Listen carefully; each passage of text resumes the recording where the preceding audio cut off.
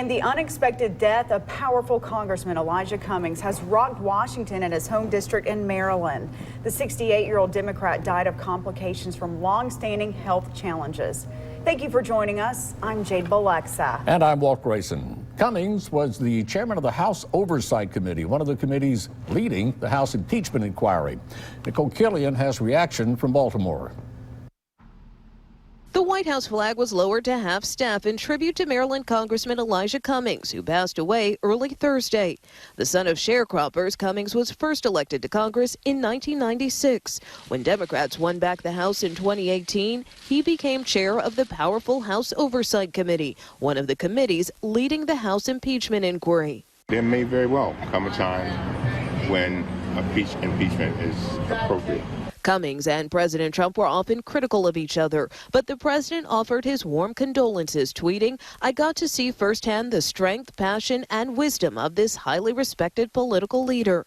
The 68-year-old was known for making friends on both sides of the aisle, even when he didn't agree. Would the gentleman yield?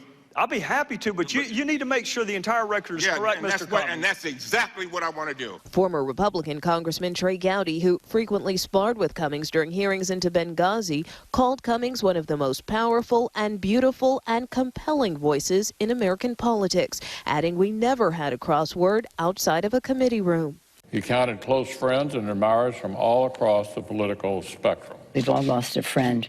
I'm devastated by the loss. There's also an outpouring of support from Maryland leaders. People here in Cummings' Baltimore neighborhood say his death leaves a major void. It's just like a family person had gone, you know, that's how sad it was. He does a lot for the community around here, and I mean, I don't know what we're going to do without him.